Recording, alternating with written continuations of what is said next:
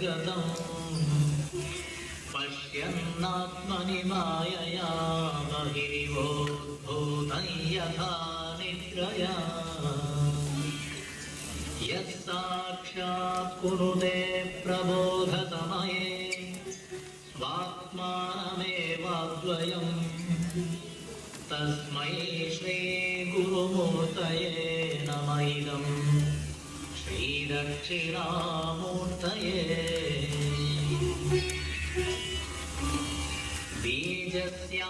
बीजस्यान्तरिवाङ्कुरो जगदिदं प्राङ्निरुडिकल्पं पुनः मायाकल्पितदेशकालकलना वैचित्र्यचित्रीकृतम् मायावेव विजृम्भयत्यपि महा योगेव यस्वेच्छया तस्मै श्रीगुरुमूर्तये नमः इदं श्रीदक्षिणामूर्तये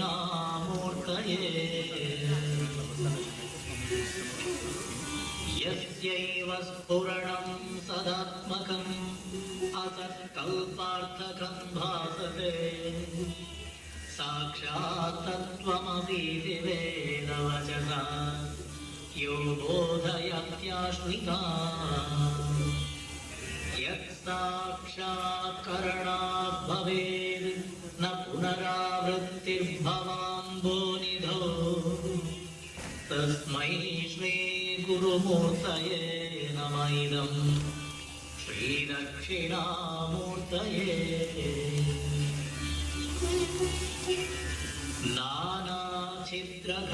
नानाच्छिद्रघटोदरस्थितमः दीपप्रभाभास्वरम् ज्ञानयस्य तु चक्षुरादिकरणद्वारा बहिस्पन्दते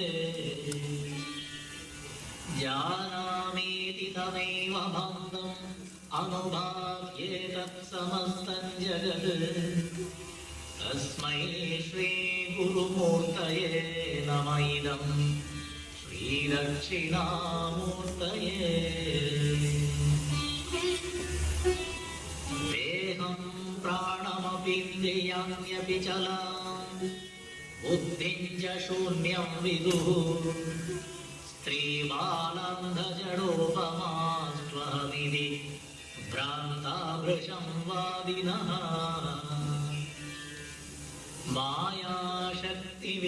मायाशक्तिविलासकल्पितमः व्यामोहसंहारिणे तस्मै श्रीगुरुमूर्तये नमः इदं श्रीदक्षिणामूर्तये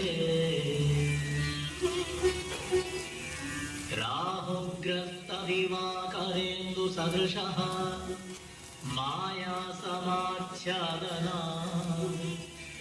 सन्मात्रकरणोपसंहरणदः योगोत्सुषुप्तः पुमान् प्रागस्वाप्समिति प्रबोधसमये यः प्रत्यभिज्ञायते तस्मै श्रीगुरुमूर्तये नमः इदं श्रीदक्षिणामूर्तये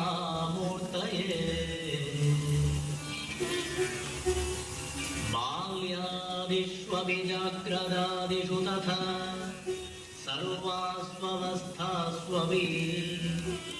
व्याहृतास्वनुवर्तमानम् अहमित्यन्तः स्फुरन्तं सदा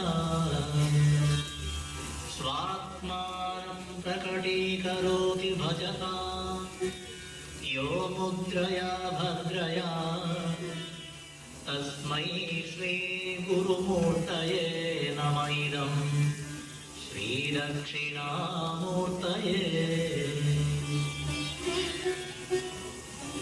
विश्वं पश्यति कार्यकारणतया स्वस्वामि सम्बन्धतः शिष्याचार्यतया तथैव पितृपुत्राद्यात्मना भेदतः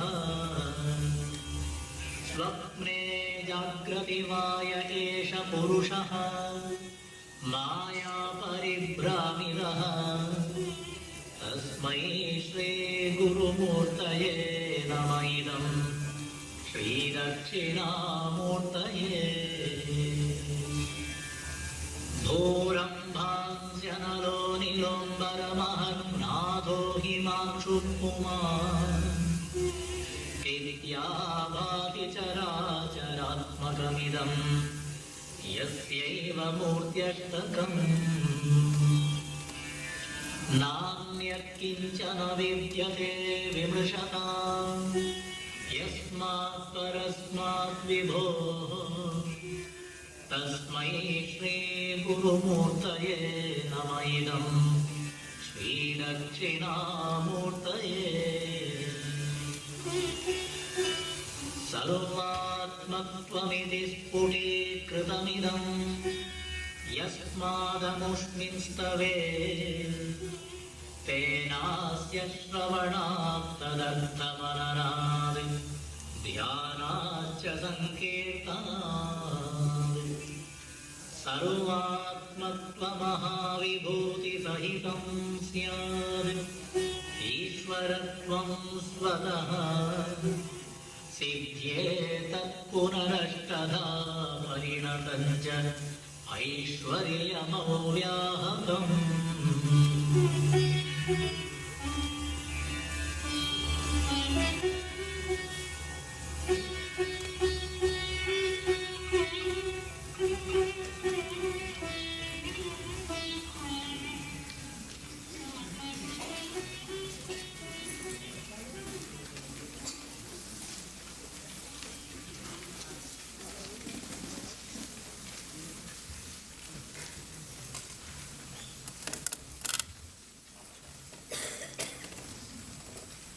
Can you hear me? Is this clear?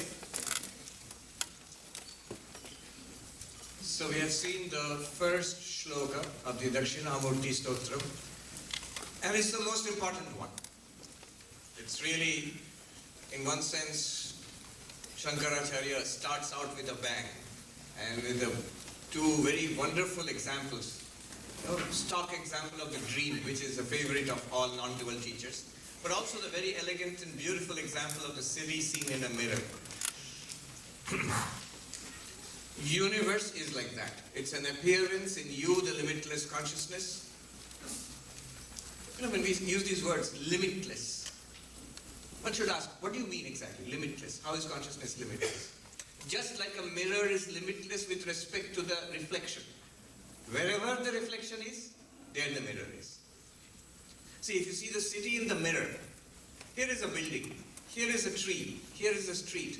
Where the building is, the tree is not there. Where the street is, their building is not there. They're all different from each other. But one thing is there always, and that's the mirror, yes. Be confident. That's the mirror. With an example, you have to be confident. If we are not confident about the example, we'll never understand the exemplify.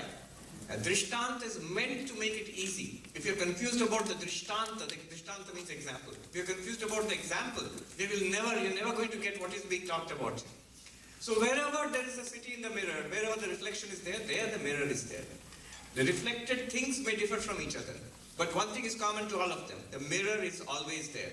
Therefore, with respect to the space in which that reflected city appears, in that space, the mirror is limitless. There is no limit. There is nowhere in that reflected city that the mirror stops. There is no limit to the mirror with respect to the space in the reflected city. Similarly, time. Whenever you see the reflection, then at that time, the mirror is there. Obviously, without a mirror, no reflection. Whenever there's a reflection, the mirror is there. Similarly, the claim is consciousness is limitless with respect to this universe. Whenever you experience the universe, any part thereof, external, remember, universe here just does not mean the physical universe. It means the physical universe. It also means our internal universe. Thoughts, feelings, emotions. The physical body, the gross body, the physical material universe. And also the internal universe of thoughts, feelings, emotions, which in Vedanta, Sankhya, in fact, all Indian philosophies, that's also material actually. It's a subtle kind of matter, but it's also material.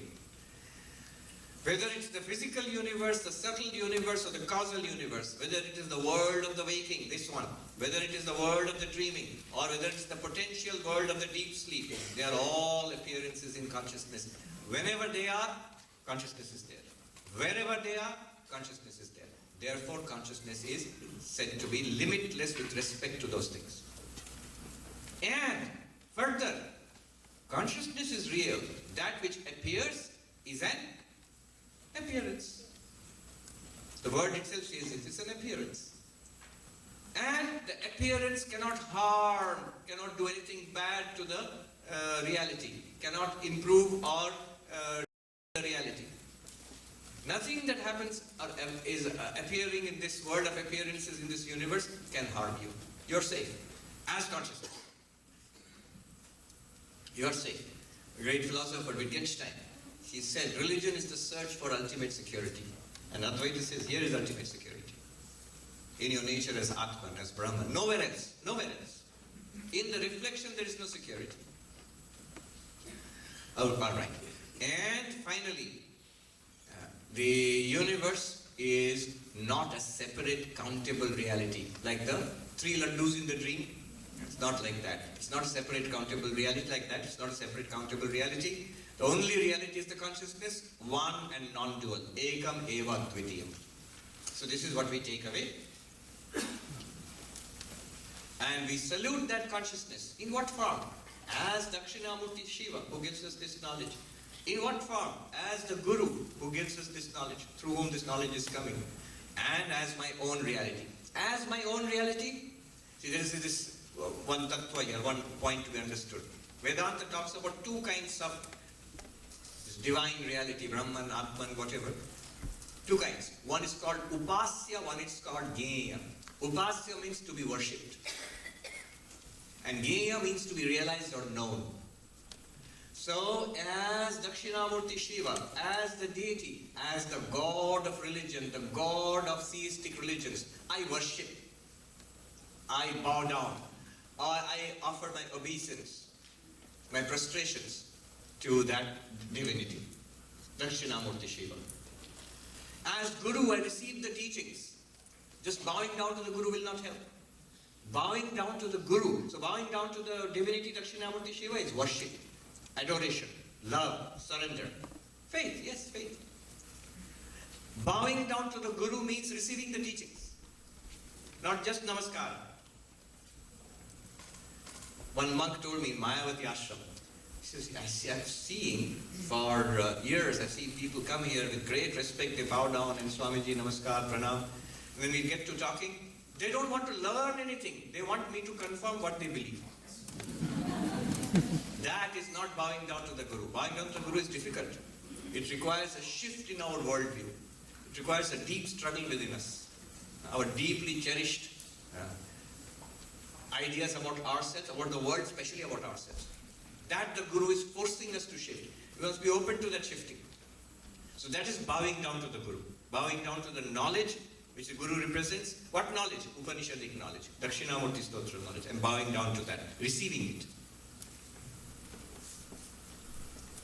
And the third one, bowing down to that consciousness as myself. What do you mean bowing down to yourself? Bowing down to yourself is that realizing, Gneya Brahma. I realize I am that consciousness. That is bowing down to myself.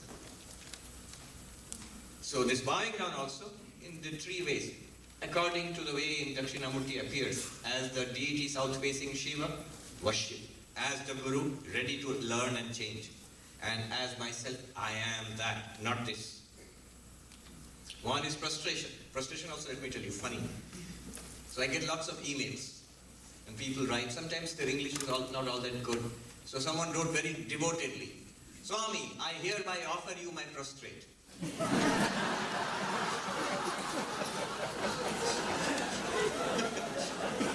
I understood what he meant.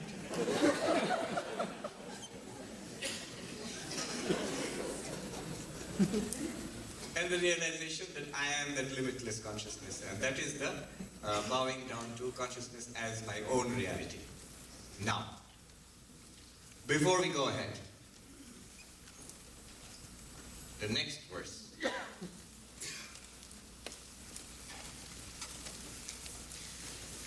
Before we go ahead, let me just tell you one more thing about what's going on here. There's so many beautiful things going on here, very profound and beautiful.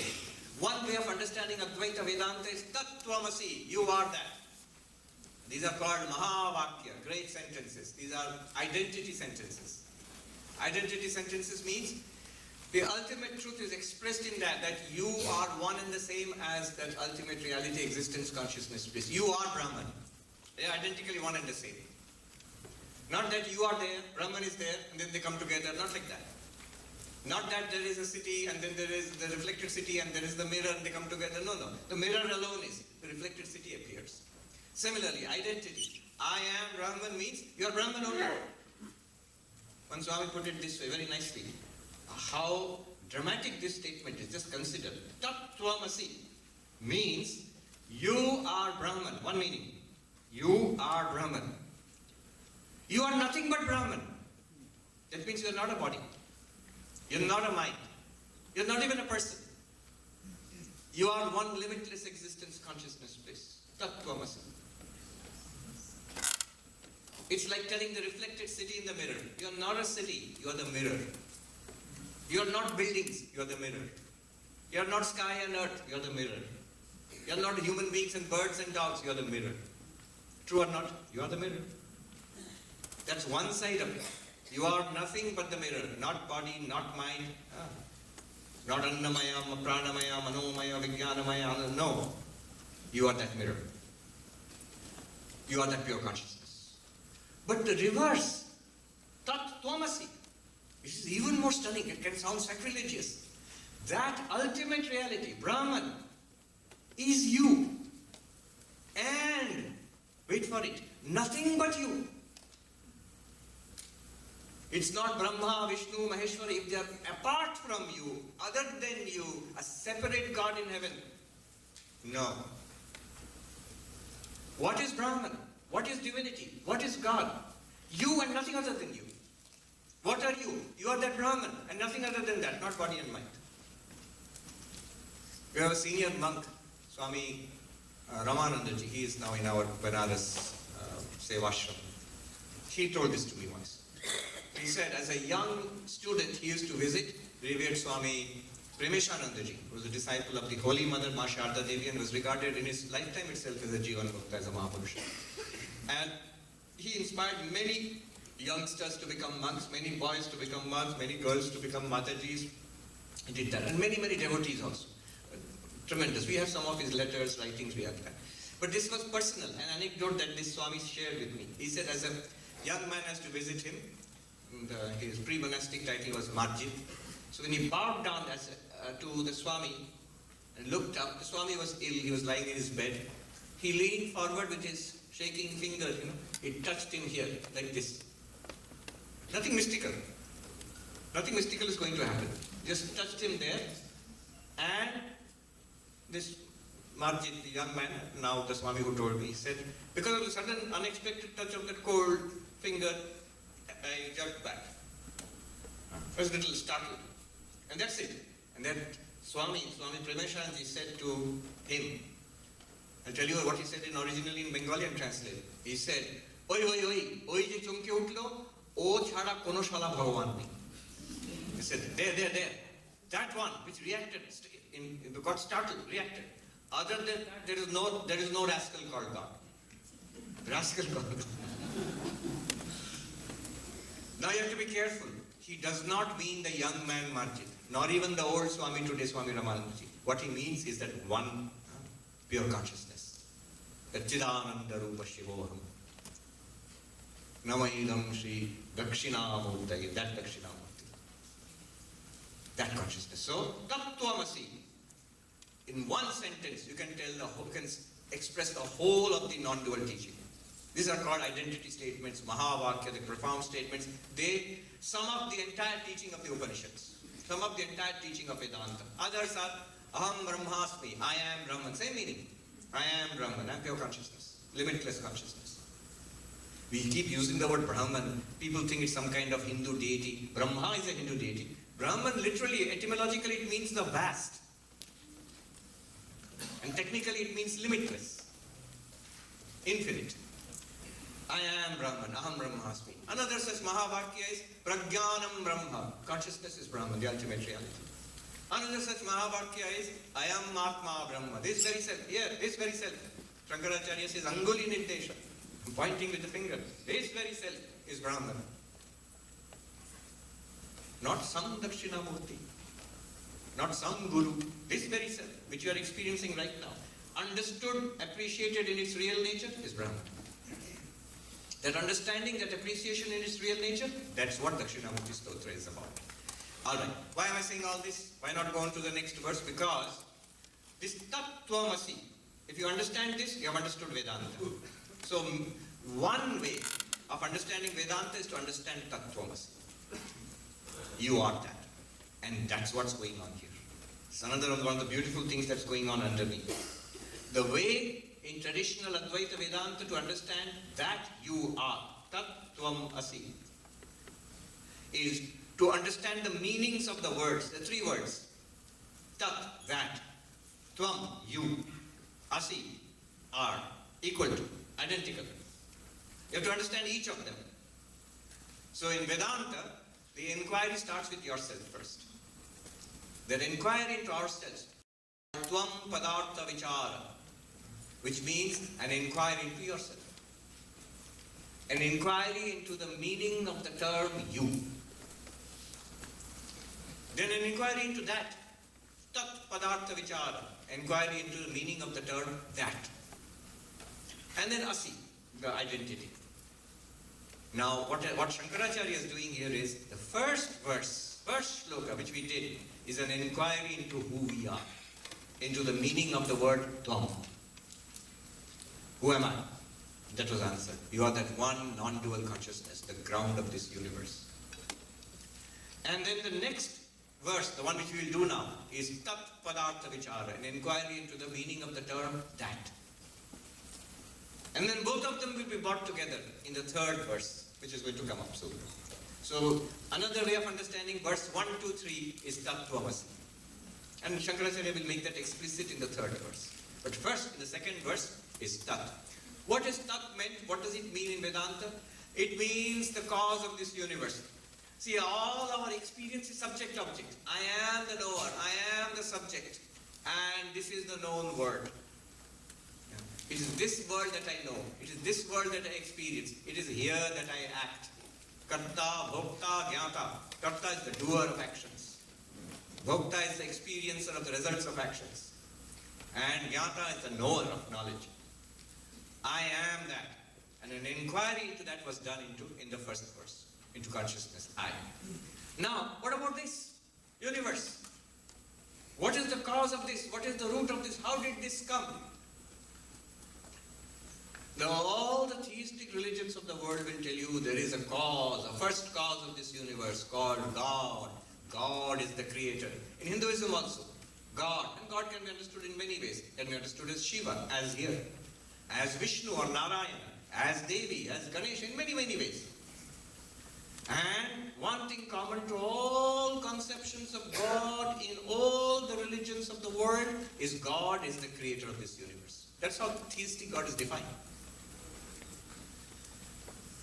With notable exception, those who study Indian philosophy will immediately say, but you talk about God in yoga philosophy and that God is not the creator God. Yeah, that's the exception. But otherwise, God is the creator, preserver, destroyer of the universe. And so, the inquiry in Vedanta starts there, where religion stops. What is this God who is the creator, preserver, destroyer of this universe? And the answer will be one non-dual consciousness. Who are you? One non-dual consciousness. Who is God? One non-dual consciousness. The third verse will say, same. You and God are the same reality. One non-dual consciousness. Alright. That's what's going to happen. But a lot of Vedanta is packed into these verses. Second verse. What's going to happen? Inquiry into that. That you are, inquiry into that. Bijaschantarivankuro jagadidam Pragnirvikalpam punaha Maya kalpita desha kala kalana Vaichitrya chitri kritam मायावीव विजृम्भयत्यपि महायोगीव यस्वेच्छया तस्मै श्रीगुरुमूर्तये नम इदं श्रीदक्षिणामूर्तये. Let's try this translation. He in whom this universe, prior to its projection, was potentially present like a tree in a seed, and by whom it was wrought to its multiform by the magic, as it were, of his own will, or in the manner of a great yogi out of his own power, to that Dakshinamurti, the Supreme Being, embodied in the auspicious and benign Guru, I offer my profound salutation. Beautiful translation. All right, now let's take a look at what's going on here. So what is this universe? And what is its relationship to Brahman, which we are talking about? In Advaita Vedanta, Brahman is said to be, I'll use the technical term and then explain, the Abhinna Nimitta Upadana Karana. Abhinna Nimitta Upadana Karana. What does this mean? So, to create anything, you need a cause, and what you create will be the effect. So, for example, a potter. A potter comes and creates pots. There's clay, there's a potter's wheel, and there's a potter, and he takes the clay and he makes the pot, and later on he bakes it and so on. So the clay is the material out of which the pot is made. And the potter is the intelligent cause, the guy with the initiative and the knowledge to create the pot. And the wheel is what might be called an instrument also, instrumental. And all of that together goes to make the pot. So there is a material, concentrate on these two, the intelligent cause and the material cause. The material cause is the stuff, the substance out of which something is made. Those chairs are made of wood. Wood is the material cause. What's the product? What's the effect? Chair. Pot is the product. And what is the material cause? Clay. And there is a separate potter. He's a separate carpenter.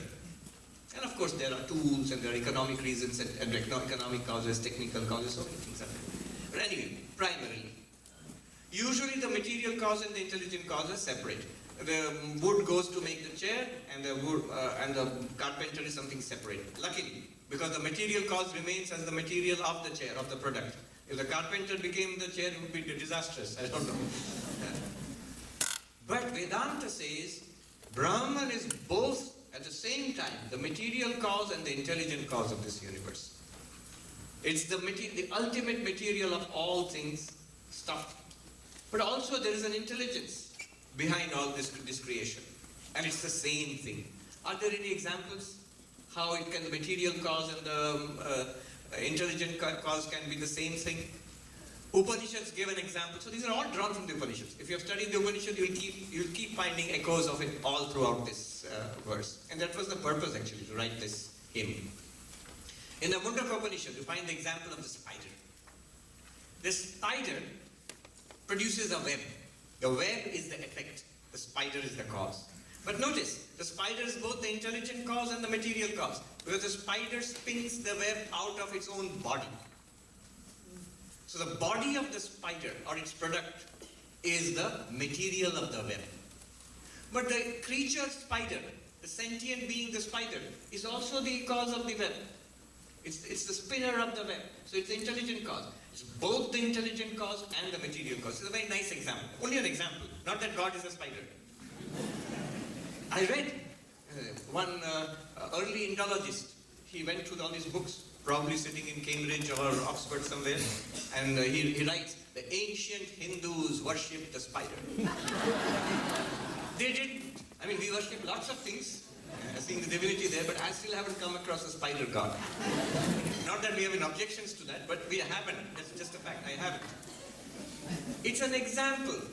The Mundaka Upanishad says, Yathornanavi srijate grinnate cha yatha prithibhyam oshadhayas sambhavanti yatha satap purusha keshalomani tathaksharat sambhavati havishwam. As just like, example, just like A spider spins a web from itself. So it is the one intelligent and material cause of the web.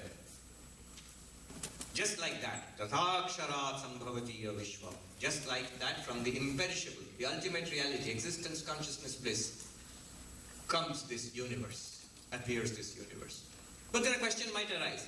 The spider puts in a lot of work, hard work to make that little web. So does God work really hard, 9 to 5, to make that web of the universe? No. Next example. Just as herbs and shrubs and plants emerge from the one earth, effortlessly, from the earth's perspective, no effort is involved. Effortlessly they all emerge, a variety emerges. Same earth, variety emerges, effortlessly. So, from Brahman's very presence, effortlessly, there's no effort involved. There's no actual action involved in that sense. And this has deeper meanings. Ultimately, there is no causality involved. Anyway, so the word appears effortlessly in Brahman. Well, the earth, the earth is insentient. It's a material thing. It's like plates, rocks and stuff. So is Brahman some kind of material force? These are not easy questions to answer, because you'll often find, after listening to a little Vedanta, people will ask. We tend to think in terms of whatever we have already learned. So we immediately fall back upon school physics or chemistry. Because when you listen to Vedanta, it sounds less and less like religion and more like science. And so somebody says, so Brahman, is it like energy? No. Is Brahman like quarks or something like that? No. Somebody said, is Brahman, thought and said, is Brahman like a gas? Not like that. It's not a material thing. That's why the next example is, as from a human being, effortlessly from our body, hair and nails and all grow, especially hair, it grows. Similarly, effortlessly, from Brahman, which is existence and consciousness at the same time, arises this universe. So this is called the Vedantic theory of causality. Abhinna nimitta upadana. Abhinna means undivided, not separate. Carpenter and wood are separate. But spider and spider's web, the material out of which it makes, are not separate. Similarly, Brahman and the Brahman is not as a separate carpenter and separate material to make the universe. There are such theories.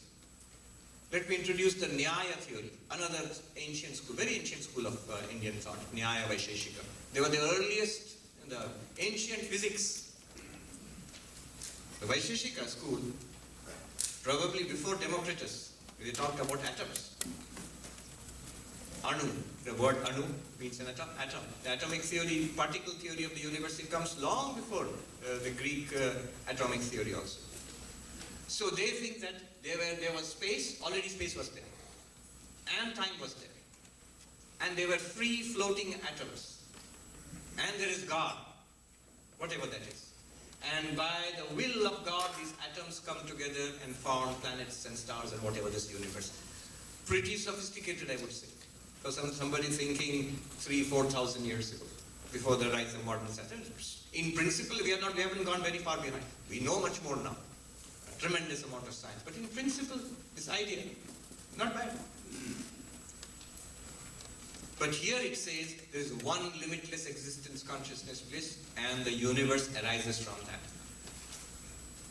Not a separate God, separate free-floating atoms and putting them together. That's more like a potter and clay, making pots. Not like that. All right. Now a little deep dive into causality. This is all implied here. There is a question. The effect, pot, and the cause, clay. What kind of cause is it? Material cause. Did the pot exist in the clay? You say, what kind of ridiculous question is that? No, it's not ridiculous. Because if you see the example, from a seed comes a plant. From a seed arises a plant. And from a mango seed, you would expect a mango plant to come. From an apple seed, you would expect an apple plant to come. Then it becomes very much relevant to ask, did that plant pre-exist Now we have this pre-existing, pre-boarding aeroplane, like that. So did that plant pre-exist in the seed? Now we will say that, yeah, that's actually a good question. And the more and more we learn biology, especially after the rise of genetics, we have to say, yes, in a sense you are right. The plant pre-existed in the seed. In what sense? All the information which is embodied in the making of that plant, it existed as the DNA in the seed, as the genetic material in the seed. Nowadays, all life is studied at the cellular and the genetic level.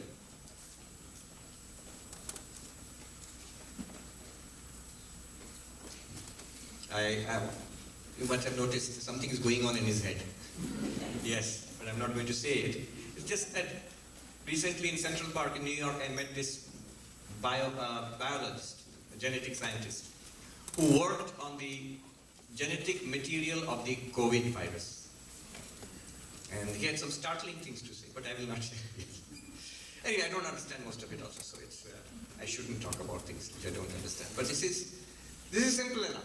The genetic material contains information which is later manifested as that plant. So in that sense, the plant pre-existed in the seed.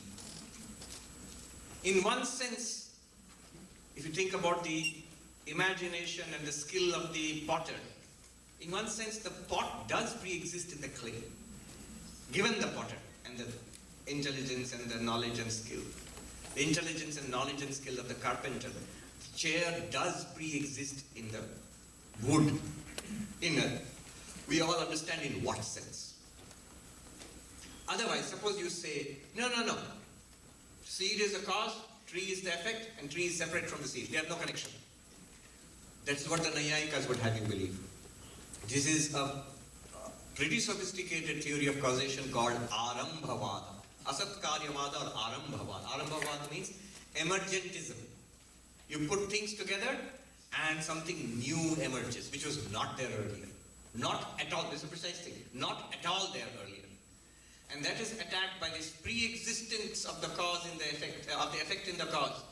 This theory, these people, let us use, for convenience, let's use the technical terms. Satkaryavada versus Arambhavada. The Satkaryavadin will say that, look, if there's no connection between the seed and the plant, and then apple plant could emerge from a mango seed. Why not? Or the old classical example, you can get mustard oil out of squeezing sand. You can't. You have to crush mustard seeds. You can't get mustard oil out of squeezing sand. But if there's no connection at all between the cause and the effect, then anything can come out of anything. There's no connection after all. Why should you say that? Then if we say, no, there is a connection. If there is a connection, what constitutes that connection? There is something in the effect which was already there in the cause. And now we can put a name to it. We can say there's so much genetic material which is there in the seed, which comes out as the effect. Of course, sunlight and nutrients and weather, all of that will make a change. So, the Satkaryavadins generally win the debate. It's a long debate. Each side has something to say about it. But then if you probe further, it's not so logical. If you say that the effect, the plant pre-exists in the seed, how? He says nirvikalpam. Before the sprouting of the seed, the plant exists in the seed, but in a potential form. Now we can say as genetic information. But it does not exist as leaves and fruit and roots and flowers and branches. No. Stem, no. It exists as a potential form. But it exists there. The argument gets pretty subtle. I'll give you one or two examples and then move on fast. It's like this. Oh, so you say that the plant pre-exists. Yes, only as genetic material. But that only as genetic material, the genetic material and the future plant, how are they different? The future plant is basically the genetic material plus materials from outside. So the future plant is also there. That's what the meaning of genetic material being there. Now, if this is true, they'll force it a little further. Is there anything in the future plant which was not already predicted by the genetic material. Forget the environment and other factors. Basic thing is already there. If that's so, the effect is already there in the cause. What is causation then? What was produced? If what is going to be produced is already there, then what did you produce? If in one sense, the chair is already in the wood, if the pot is already in the clay, tree is already in the seed, then what happened at the sprouting of the seed? What happened at the making of the pot, making of the chair? What is the product and what is the effect, cause? Where is the difference between cause and effect? If there is no difference between cause and effect, you're saying effect is already there in the cause, then what is causation? What is your achievement? Now, what I'm driving at is Satkaryavada, pre-existence of the effect in the cause, and Arambhavada, emergence of a new effect apart from the cause. Both do not make sense. Both do not make sense. But there is truth in both. There is something new that emerges. And there is something that was already there. You can't deny it. Both, there's an element of truth in both. But if you drive it to an extreme, no connection with the past, something utterly new, that's ridiculous. If you drive it to an extreme, it is all there in the seed, then that's ridiculous. Nothing new has happened in that case.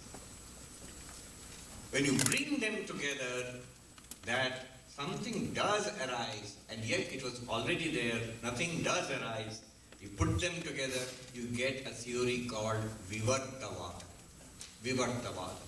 The appearance or the manifestation of a pre-existing effect in the cause. I'll explain what that is. One philosopher, Professor Arindam Chakravarti, put it so beautifully. He said, Dharma kshetre, Guru kshetre, Samaveta, Yuyutsava, in the field of battle. The two opposing armies come head to head, and in between stands Krishna. On one side, Satkaryavada, Pandavas. On the other side, Arambhavada, Satkaryavada, the Kauravas. They come to battle, they're opposing. In between is the chariot where Krishna stands and says, Vivartavada. Poetic way of putting it, but very nice. What is this Vivartavada? What Advaitins want to say is that, also Sankhyas, but there's a little tweak which Advaitins add. He says this, yes, it is true that something new emerges. It is true that what is emerging is already pre-existing in the cause. But what is happening, not that an entirely new thing emerges.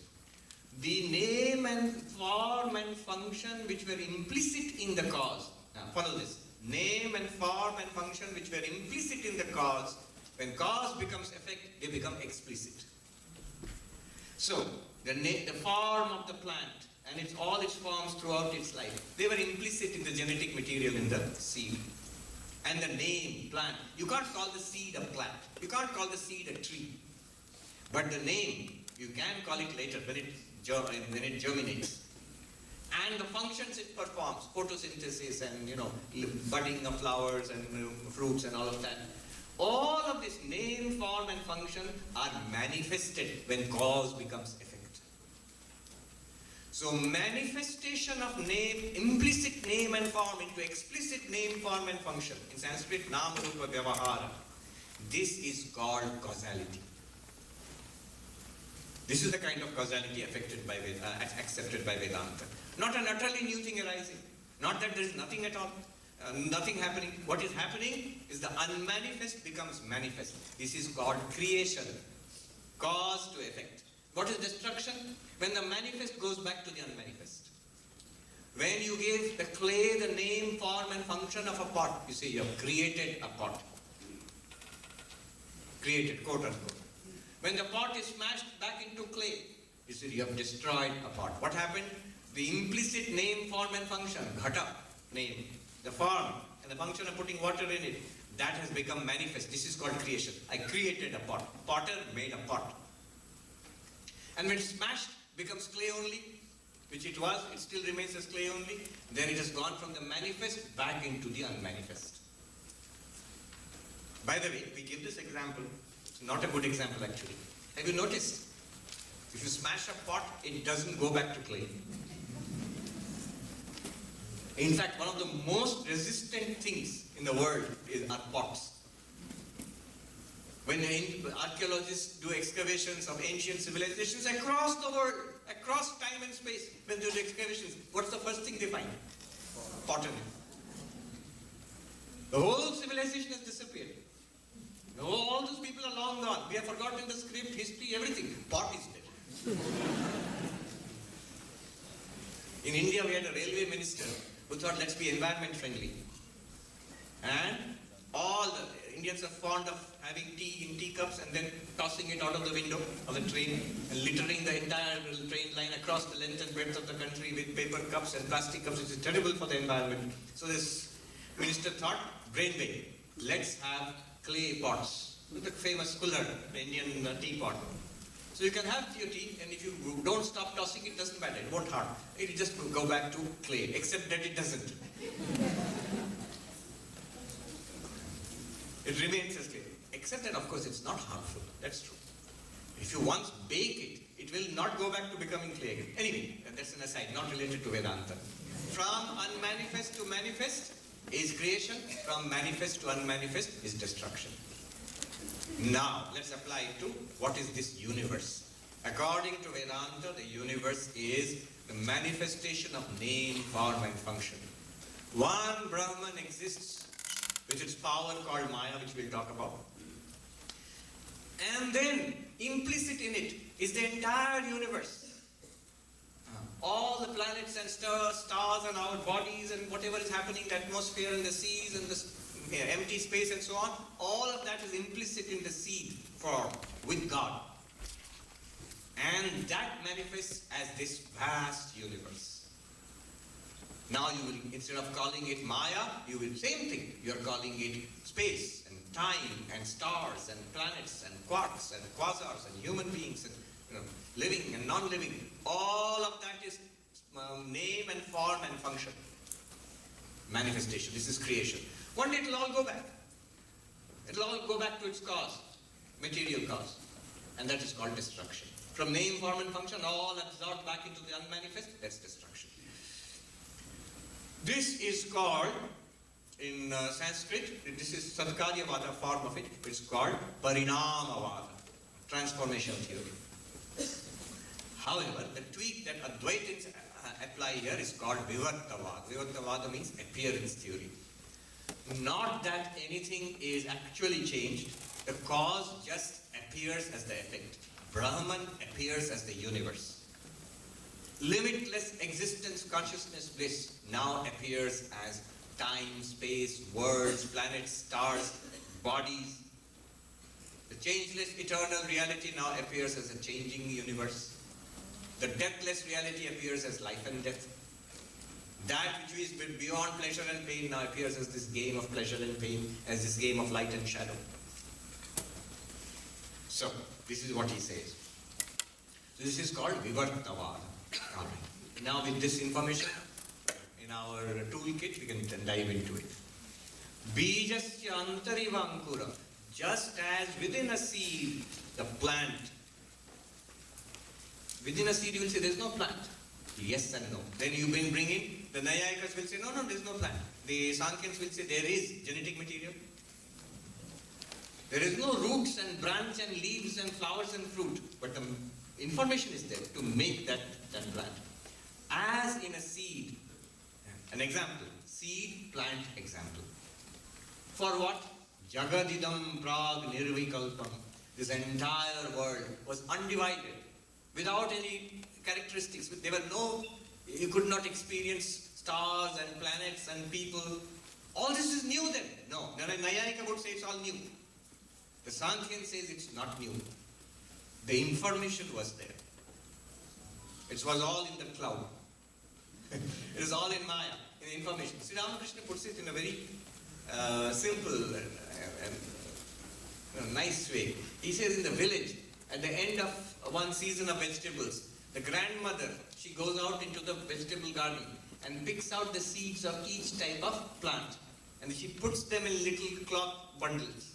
And as and when the time comes, she will plant them again and a new crop will arise. Who's the grandmother? Maya. What are the seeds? We. So as the universe comes to an end, as the universe runs out, what is it called? Heat death. Things run cold, the stars die out, everything winks out, if that's the way the universe will end. Maya becomes active and gathers us back, because it will not support life anymore. Gathers us back and stores us. The sentient beings like us, the insentient universe, all our samskaras, our past karma, all the causality involved here is stored in a seed form. And when she will create this universe again, some timeless gap later, she will again project us out into the universe, scatter the seeds in the universe. So this is the grand view, the cyclical view of creation, preservation and destruction. You know, there was this astrophysicist, we all grew up with him in India, Carl Sagan. There was a television serial, Cosmos. I don't know how many of you, has anybody seen it? Many. So we grew up when we were kids, we used to see it. There was one of the nicer programs on Doordarshan. That was the days when Indian television had one channel. Now he has a book also, Cosmos. And in the book he says, modern science far outstrips in scale and imagination all primitive ideas of cosmology. What to speak of 5,000 years before and after, before creation, 5,000 years of history of the world. 5,000 million years, 5 billion years. Look at the cosmological scale of time. What to speak of one planet, sun, one earth in the middle and a few heavenly bodies going around it. Islands, oceans of stars. Millions of stars in one galaxy. Millions of such galaxies scattered across the observable universe.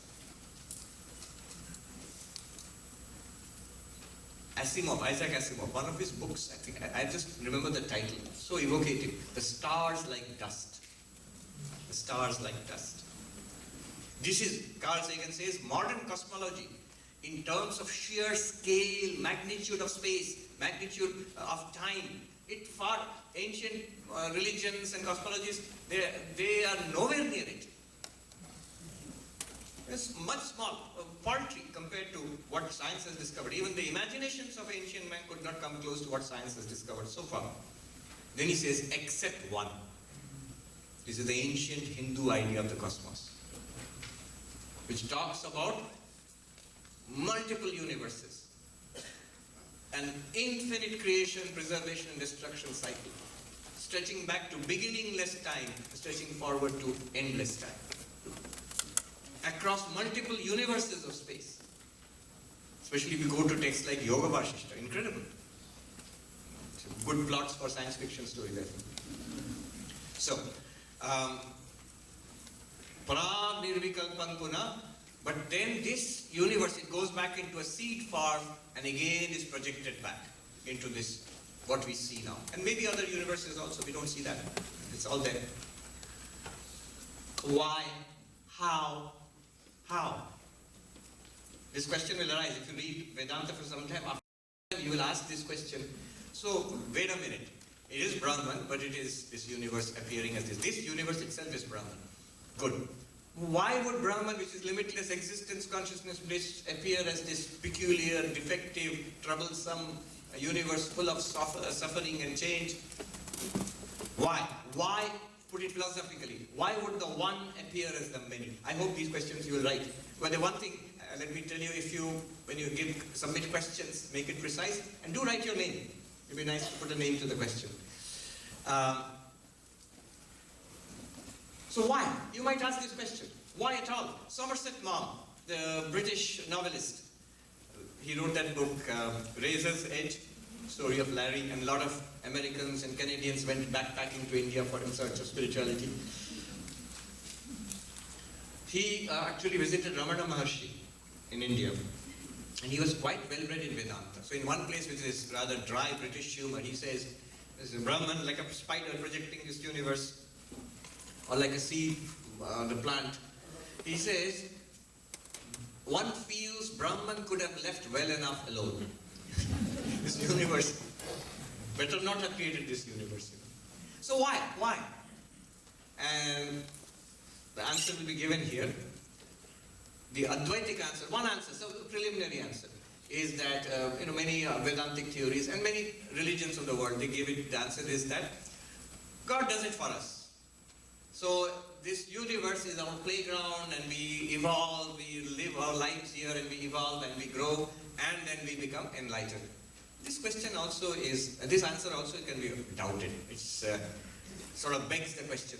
See, if the goal is to be enlightened, if Brahman is to realize I am Brahman, why do that? Brahman is already Brahman. Why go through all this?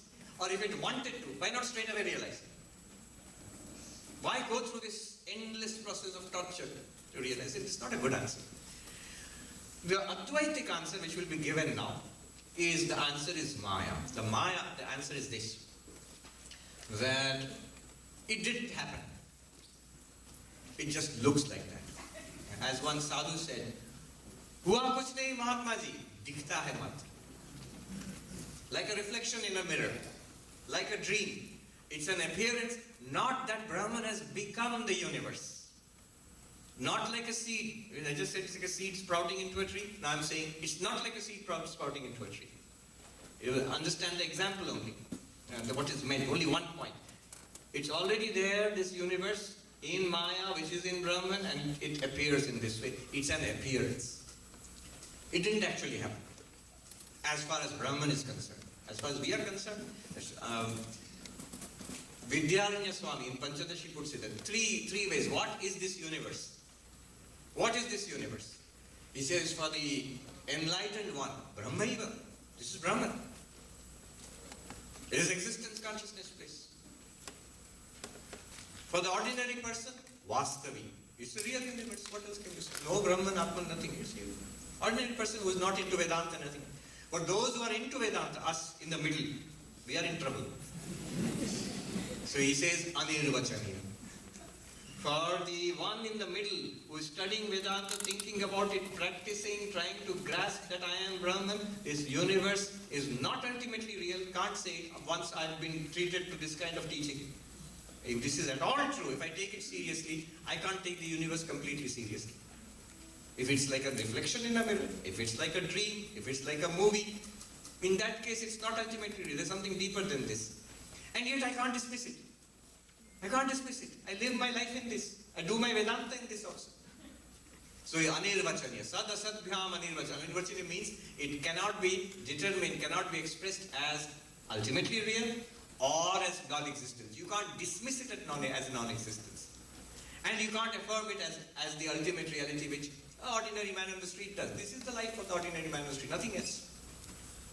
But for the enlightened one, Brahman alone. What universe? There's no universe. Tuchha, Vidyaranya Swami says. But this itself is Brahman for the enlightened one. So, the answer from Vedanta. Maya kalpita desha kala kalana vaichitriya chitri kritam. Why did Brahman appear as this universe? Why did the one appear as the many? Appear, I understand you're saying appearance, but why? Why did it appear like that? Because of a certain power called Maya, which projects the one as the many. How does it project? It has got certain tools. First of all, it projects time and space and causality.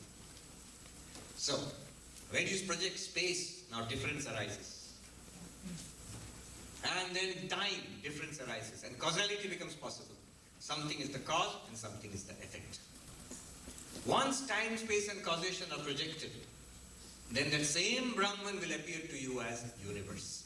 Swami Vivekananda puts it rather poetically. He says, this universe is the shipwreck of Brahman on the shores of time, space and causation.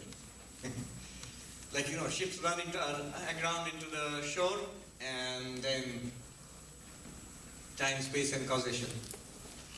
I read an old joke in Reader's Digest.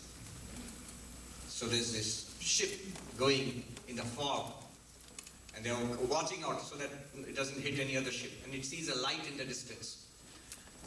And the captain says, it's a battleship. So Royal Navy, it says, signal that fellow, get out of our way. So they say, send a signal. Then a light, they send these light signals.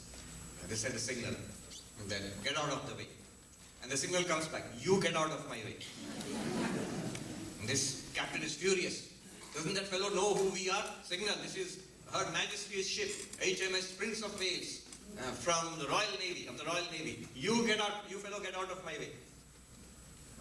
And then the signal comes. This is the lighthouse at Gibraltar. You get out of my way. I am a humble lighthouse, but this is Gibraltar. No matter how great a warship you are in trouble if you hit me. So similarly, time, space and causation, Brahman hits and becomes this universe. Now not really appears. Don't worry, Brahman is not shipwrecked. Brahman is exactly as it was. Satchidanand is exactly as it was, and you are that Satchidananda. That is the hope for us. That is why this knowledge will save us. This discovery of what we truly are. Otherwise, if it was some Brahman earlier, now it's the universe. Now we have to suffer through this. And it will be some Brahman again after the universe ends. Not much good to us. It's like some kind of speculation. But it says it's the same Brahman right now. And you are that Brahman. You are neither born, nor do you die, nor do you succumb to disease, nor do you age, nor do you go through ups and downs of the mind, nor are you incomplete searching for completion. No, no, no. You are that ever-complete Brahman. You have to recognize it or realize it. So it is this Maya which projects Kalpita, projected Desha Kala Kalana. Kalana here means arrangement. The arrangement, the foundation, the ground of time and space. That's the stage on which the drama of the universe takes place. The stage is time, space and causation. And on that, same Brahman acts out the drama of this universe. Then he gives two more examples. Mayavi va vijrimbhayatyapi mahayogi va yasvechaya. Two examples. Magician and great yogi. Similar examples, but interesting, different. One point he's making here. A magician comes on stage and shows us a magic show, maybe hypnotizes or something, and so many things happen. Maybe you go see a king and a queen and a castle and a whole story is told to you, and then you snap out of it, nothing was there. It's a magician. So it's an appearance, a show. Now you have movies, better than any magician. On a movie screen here, you can project and you will see amazing. So many things, worlds of imagination can come up, and you are immersed in that world. And it's so amazing. And it all feels real when you're immersed and you come out of it, movie is over. Mayaviva. Mayavi, magician. Just like a magician, as if like a magician, Maya, Brahman, Dakshinamurti, with the power of Maya, projects this universe for us. Projection, how it is. There's a book which has consistently been on the top seller list for meditation books, a new book. The Untethered Soul, if you look it up. The Untethered Soul. There the author, I think, Michael Singer, yeah. Michael Singer's book. So Michael Singer gives an example which I loved. He says, think of a movie. How absorbed we get. The lights are off, so you can't see yourself or others. You can see only the screen, big screen, and you're watching the movie. How absorbed we get. But it's just a flat two-dimensional screen. Light and the sound. But suppose you enhance that. Add one more dimension to it, one more dimension to it. Maybe make it 3D. Nowadays, there's virtual environment. You can put on these glasses and you can walk around and see around. You can look up, you can look down. So 3D and immersive. You are in it. You are in it. And even your own body is projected there as what now they call it avatar. You're projected into the virtual environment. Yes? This is the Hollywood kind of avatar. They're projected into the virtual environment. How real it seems. And you can walk around, actually interact with those virtual things. It's a whole new world in itself. The philosopher David Chalmers has written a book, Reality Plus.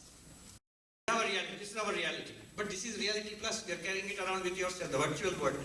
And if you put on virtual glasses and all that, you can see.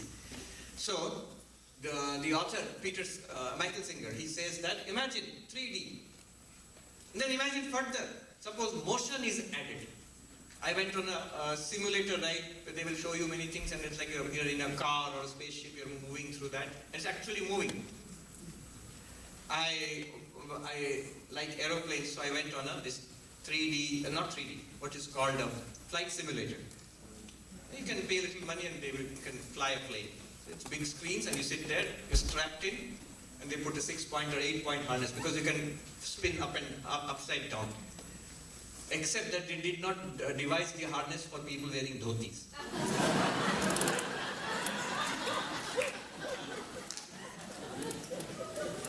So you actually feel that you are in that environment. Now suppose you add further stuff, a smell, some movie theater. It's like they did. You're sitting in the chair, it's dark, you've forgotten it, and then you're surrounded by a beautiful garden, there's a flower. You go and smell the flower. You can do that. You can try to smell the flower. It's all projected. And there are nozzles in your seat which will squirt the appropriate fragrance. You feel it. I actually experienced it in Delhi. There is a 3D presentation, 4D presentation, 5D presentation. Of Vivekananda going to the Kanyakumari. So you can see young Vivekananda walking down to you can see the sea all around. Look up, you can see the sky. Look behind the land. And you can see Vivekananda walking next to you. And he jumps in the water to swim. And you feel water on your face. Actually, there are nozzles which will squirt water on your face. How real it feels. Now Michael Singer says, suppose all your senses are taken up. You shut down all your senses and the inputs are given directly to your brain for all senses. You'll be in that world. Literally, just like this. And then he adds further. That's the beauty of that example. Suppose your own thoughts and memories are suppressed for the time being. You're aware, but now the thoughts which come up are the thoughts of the hero of that play, of that movie, the character in the movie. New thoughts are injected into your mind. You're aware, but you're aware of those thoughts. New feelings are injected into it. You will completely forget that you're sitting in a movie theater. You'll be in that totally. You'll forget your whole identity because your memory also will be suppressed. You'll have an artificial memory of that hero or character in the play. And then he says, this is exactly what is happening to us now. A whole set of projections has been put on you by Maya kalpita desha kala kalana vaichitra chitri kritam. It projects a movie. Literally that's what chitri kritam means. It projects pictures, a movie onto you. Neuroscience will back it up. Remove the materialistic basis of neuroscience, just the explanation of how we are experiencing the world, same thing. Donald Hoffman, who is a cognitive sciences professor in UC I forget, one of the University of California things, I think the one near Orange County, that one. Irvine, UC Irvine, I think, is there. So he uses the computer science term rendering. He says our brains actively render reality for us all the time. They're painting reality. As we try to see something, that's quickly painted by the brain for us. And he says there's hard data from the functioning of the brain to show that's what it's trying to do, all it's trying to do. So, the Maya is painting reality for us. I've told this story many times. I was in Gangotri once. One sadhu, Punjabi sadhu was there. He's passed away now, Lakshman Das ji. And we used to study, I and other monks used to study Ashtavakra Gita with him. So I remember sitting surrounded by these towering mountains, the Ganga rushing by at our feet, Deodar forests all around. There was no ice at that time because it was summertime. He was sitting at his feet and he says that once it so happened a television crew came to Gangotri and they wanted to show me how television works. Decades ago, long before it was common in India. So they hooked up a generator, they put the camera facing the Ganga, and they put a little box in front of me, the television set. And then this monk says, in Hindi he said to us, Sab dikhta hai Mahatma ji, Ganga ji dikhti hai, kal kal shabd bhi hota hai. And says, you can see everything Mahatma ji, you can see the Ganga, the river, and you can hear the gurgling sound of the water of the Ganga. And I said to them, Babu, ek glass Ganga pani do itse. Sir, can you give me one glass of Ganga water from here? Then the director of the television crew said, oh sir, there's nothing here, it just looks like that. And he said, Mahatma ji, hai nahi, dikhta hai. Then the monk turned to us, who were all sitting around his feet, and he swept his hand across the mountain peaks, the glaciers, the forests, the river, all around, and the little ashrams and monasteries dotting the hillsides, mountainside. तो महात्मा जी ये सब दिखती है नहीं. All of this, it appears. It's not that nothing is there. There is, Brahman is there. That's what it's looking like now.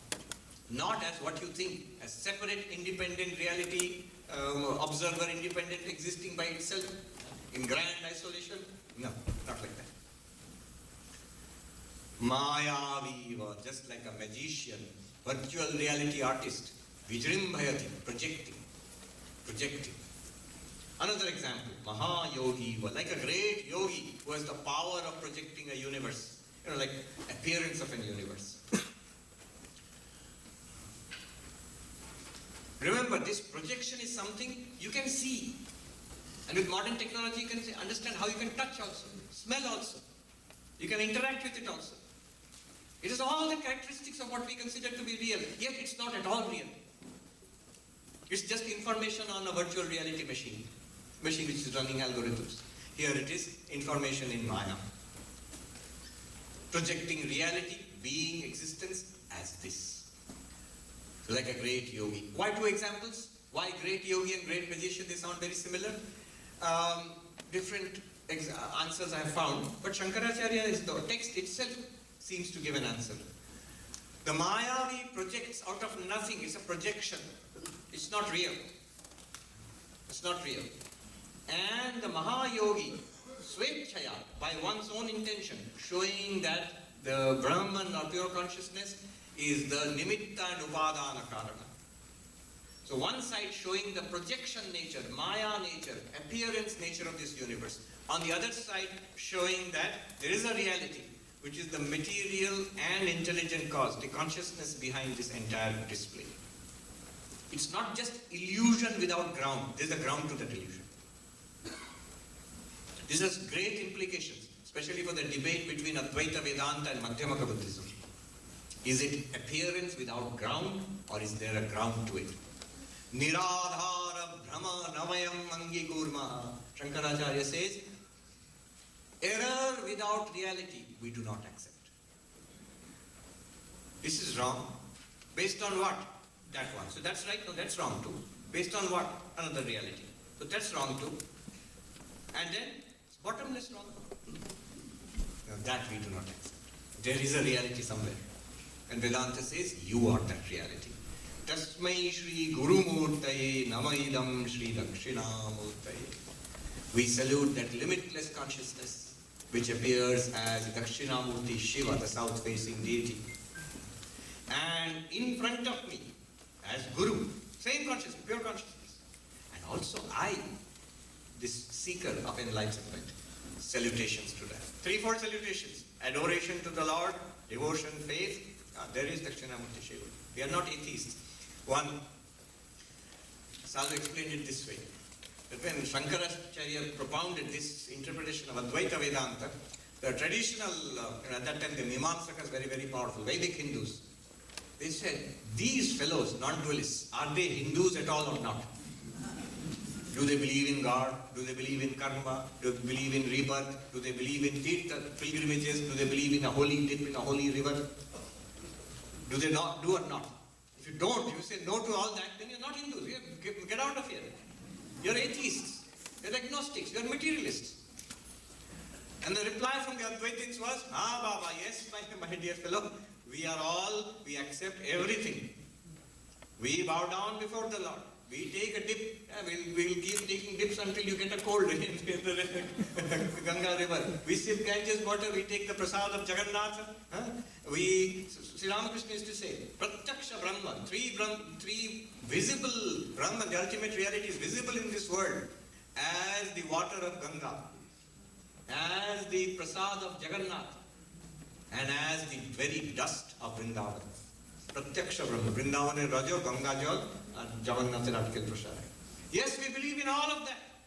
We believe in karma, many births. We believe in the Lord who controls karmadhyaksha, giving us the results of our karma.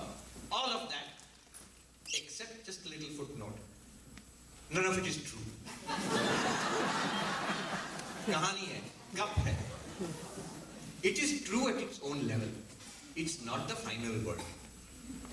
There's a great debate between the non-dualists and dualists. It always has been many times. The non-dualist master, he writes, look, we need not debate with dualistic religions. Why? Because whatever they accept is acceptable to us. Blank yes, yes, yes, yes. They fight among each other.